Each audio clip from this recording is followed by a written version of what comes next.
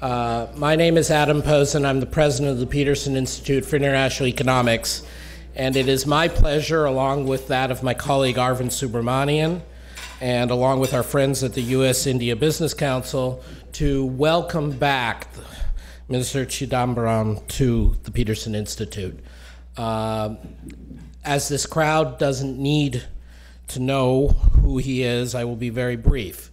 He is one of the most distinguished combined politicians and public servants in the economic field for India in past decades.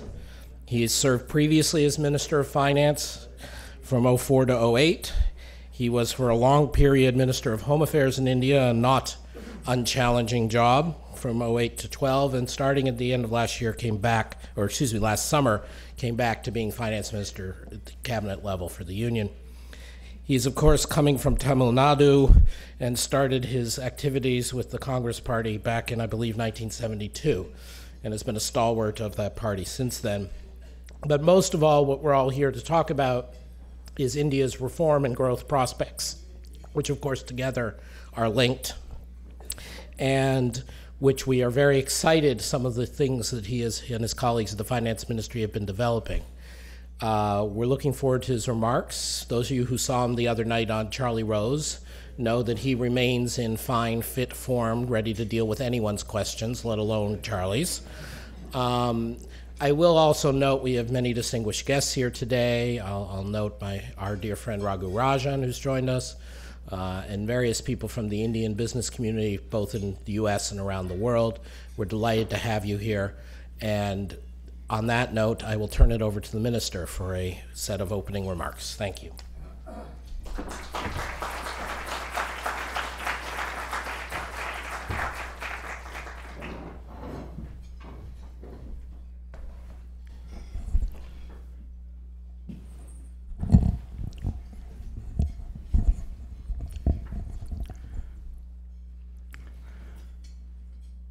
Good afternoon to all of you.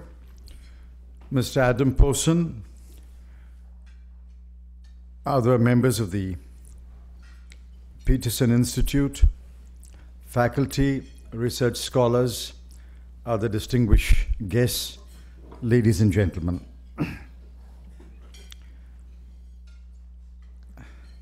I'm happy to be among you, and just at the lunch table, I was told that some of you are engaged in saving the world. I just thought I left another meeting where they think they are saving the world. So I hope between you and them, the world will be saved. I'm happy to be back at the Peterson Institute. I spoke here a few years ago and I enjoyed that talk. Today, I wish to make a few opening remarks on the state of the Indian economy, how what's happening in the rest of the world is impacting us, and how we think we can find a way out of this tunnel in which we are, and then leave about 45 minutes for questions and answers. Until 2008, we were cruising along comfortably at a growth rate of about 8.5% to 9%. Then came the Lehman collapse. Like many countries, we responded with stimulus packages. We adopted 3 stimulus packages in quick succession. In hindsight, it appears that the first was necessary, the second was questionable and doubtful, and the third was perhaps entirely avoidable. The stimulus packages stabilized our growth rate. In fact, we had 2 years of good growth, but there were 2 heavy prices that we had to pay. The first was that fiscal deficit, which had been brought under control to about 2.7% in the financial year 2007-2008. And when I speak about a financial year, I refer to the period April to March. The fiscal deficit that had been brought under control to 2.7% in 2007-8 went completely out of control and hit 5.9% in 2011-12. The other price we paid was in terms of inflation. Indians tolerate inflation as long as it's about 4 to 5%, but anything beyond that causes severe pain. Inflation reached double digits. All three indicators of inflation, core inflation, wholesale price index-based inflation, and above all, consumer price index-based inflation, which is the inflation that hurts the common man, were highly elevated.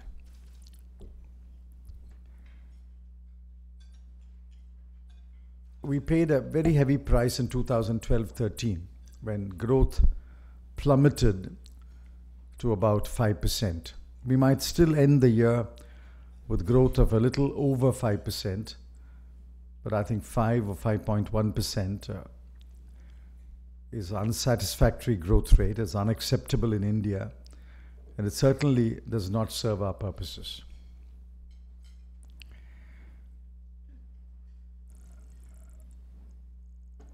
During this period, the world economy has also not performed well. In fact, to put it in context, the year that has gone by, Brazil grew at 1.5%, South Africa at 2.6%, Russia at 3.7%, and we may have grown by about 5%, a little over 5%. Even in the current year, IMF's projections are Brazil will grow at 3%, South Africa at 2.8%, Russia at 3.4%, and India at 5.7%. These are, of course, at market prices, whereas in India we use constant prices at factor cost.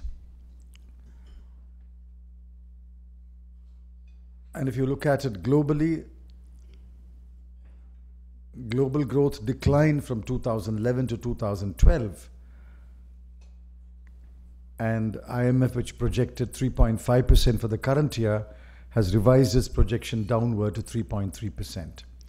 Advanced countries are growing at 1/2 the rate of the global average. So while everyone is affected, we are affected too. But when it affects India, it affects a very large population, of which a very significant proportion, about 400 million, live in poverty.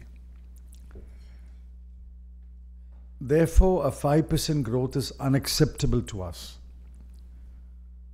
Our potential growth rate is much higher. In the worst year, 2011-12, our savings rate was 30% of GDP. In the best year, it was 36% of GDP. So pick any number between 30 and 36. Pick 32 or 33. And given our I-core of 4, we should have a growth rate of nearly 8% or over 8%. That is our potential growth rate. And if we are performing below potential, it is because we are doing the wrong things or we are not doing the right things. So when I returned to the Finance Ministry in August, I made it clear that we have to get a few things right. Firstly, I said we have to get back to a path of fiscal consolidation. I asked Vijay Kelkar to give me a report. He gave me a report in double quick time. We accepted the report, and I announced publicly that in 2012-13, I will do everything in my power to keep the fiscal deficit below 5.3%. At that point of time, the projection for fiscal deficit was 6.1%. And I said, I will do everything in my power to keep it below 5.3%. I said these are red lines. I will not breach these red lines. I will do whatever it takes to keep it below 5.3%. In fact, we have kept our promise. The year has ended with a fiscal deficit of 5.2%. And when the actual numbers come, I think it'll be a shade better. We achieved our revenue target. Even when the economy was growing by about 5%, our revenues have grown by nearly 16.7%. The second thing that we said was, going forward, every year we will cut the fiscal deficit by 60 basis points. I've made this promise before, and I make this promise again. Whatever it takes, we will cut the fiscal deficit by 60 basis points every year until we reach the target of 3%.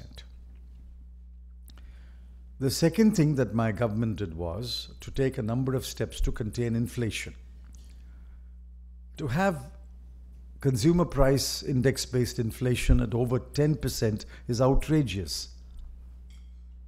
No people will accept that.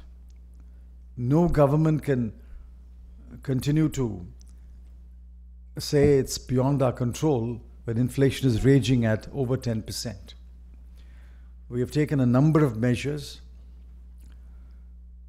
The fiscal deficit is the main villain in inflation. The fact that we are determined to contain fiscal deficit has had a very salutary effect. We have taken a number of measures on the supply side. We have cut subsidies so that fuel consumption is restrained. And as a result, the good news has begun to trickle in. Inflation is trending downward. Core inflation is now 3.5%. Wholesale price index-based inflation is 5.9%. And even the consumer price-based inflation has fallen by a good 1%. I hope that the trend will continue. We will take more steps, especially on the supply side, to ensure that inflation trends downward and comes down to acceptable limits. We have many problems, but if you ask me, which is the one problem which you would like to fix in double quick time, I would say, if I can fix the problem of implementation, execution of projects, we would be a very different country. I don't envy the Chinese, but I would like to emulate them in executing projects. I would like to emulate the Japanese in executing projects. Not all our projects are stalled. We have a shining example of the Delhi Metro, which was executed on time without a cost overrun. But let me say, the 215 large projects are stalled today. And each one of them is over $50 million US. We have now got a cabinet committee on investment chaired by the Prime Minister. And we have said that this committee's decision is final and binding on all departments. It has held 3 meetings. And in 3 meetings, we have cleared projects worth $14 billion US. Projects in the oil and gas sector, coal sector, road sector, and power sector have been cleared. As soon as I go back, there will be another meeting, and we hope to bring to the committee 31 projects in the oil and gas sector for clearance. We have done a number of other things. You're familiar with them. Some things they said could not be done. They said we will not correct fuel prices. We have done that. Petrol prices are now market determined. On LPG, we have capped the subsidies to only 9 cylinders a family per year. And beyond that, the 10 cylinder onwards, they have to pay market prices.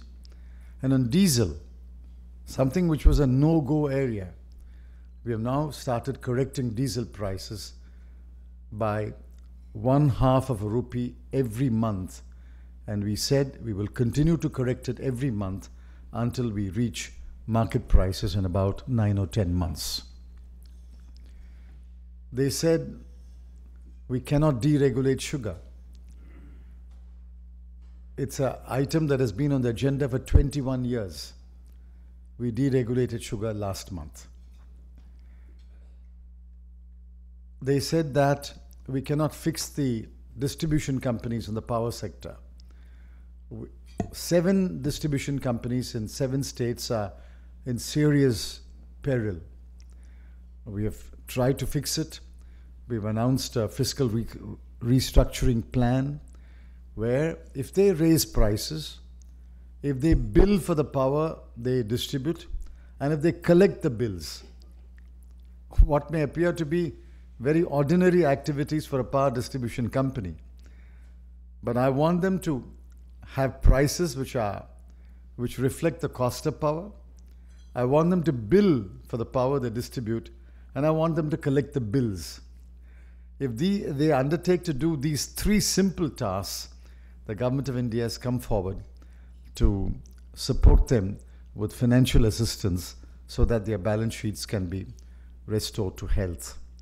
States have started signing the MOU, and I think the fiscal restructuring of the DISCOMs will take place. We will soon have a regulator for the coal sector. We will soon have a regulator for the roads sector. And we will soon have a rail tariff authority to fix tariff for the railways. These are 3 major initiatives that we hope to accomplish in the next few weeks. A number of other initiatives are underway. Take, for example, the oil and gas sector. We have a production sharing contract model. We want to move away from the production sharing contract model to a revenue sharing contract model. We want to move away from administered pricing of gas to a market-related pricing of gas, even though the gas is excavated from our own area. Likewise, we want to fix the fuel linkages for the power plants, both coal and gas, and we are in an advanced stage of taking that decision. I think that decision will be taken immediately after I return to Delhi. The meeting will be called. So a number of initiatives are underway. The idea is that we must go from 5% growth rate to 6% plus. My chief economic advisor and his team have advised us that the estimate for growth in 2013-14 is between 6.1 and 6.7%. That would be a big movement forward. And then in the next year, 2014-15, we hope to go to 7% plus growth rate, and then the year after, achieve our potential growth rate of 8%. I think there is merit in climbing one rung at a time. Otherwise, I think inflationary pressures will build up in the Indian economy. Now, all this is posited on the assumption that the world will be benign and the world growth will recover. I'm not so sanguine. And last night and today, it was supposed to be a G20 meeting. But for a moment, I thought it was a G7 meeting. And all that we heard was that how sick Europe is and how badly affected the many countries of the world are. Today, of course, they have a very accommodative monetary policy. They are doing whatever it takes to rescue economies that seem to be tumbling one after another. I'm told Cyprus is not the last. I'm told there is a candidate around the corner. And unless Europe gets its act together, and unless the green shoots that we see in the US actually flower and become solid plants, and unless Japan does the near impossible task of reflating its economy and having inflation of 2%, unless these major economies show life and growth, how is it that developing and emerging market economies can achieve high growth? Thankfully, our growth is driven by domestic demand. We are not so dependent on external demand, but we are dependent on the external economy for many things. My oil bill is $170 billion a year. Mercifully, oil prices are softening. I hope they will remain soft. But if the oil bill goes up, then my current account deficit goes up. I have to import defense equipment. I have to import edible oils. I have to import some pulses. We import capital goods. Our current account deficit is very large. So far, including the year that ended, we have financed the current account deficit without drawing down our reserves by even $1. The flows have been copious. Thanks to an accommodative monetary policy, there's a lot of capital flowing to emerging economies. But if the advanced countries begin to withdraw from quantitative easing, I don't know what will happen to capital flows. If capital flows reverse direction, then our current account deficit comes under pressure. The financing of current account deficit comes under pressure. So there are difficulties ahead of us. But I think many of these difficulties can and must be solved by our own efforts. While we can pray for a benign world, we must get our act together. We must implement our projects quickly. We must find resources within the country. We must get stalled projects off the ground, and we must show an inclination to invest more, consume less, and drive our economy. A couple of days ago, I spoke at Harvard, and I did point out that different countries are placed in different contexts. For example, China may have to consume more, but in India, we have to invest more. We need $1 trillion for infrastructure alone in a 5-year period. 47% of that must come from the private sector. We must invest more, consume enough, and both our domestic investment and domestic consumption should drive our growth, and I hope we can take it back to 8% growth in about 3 years. Thank you.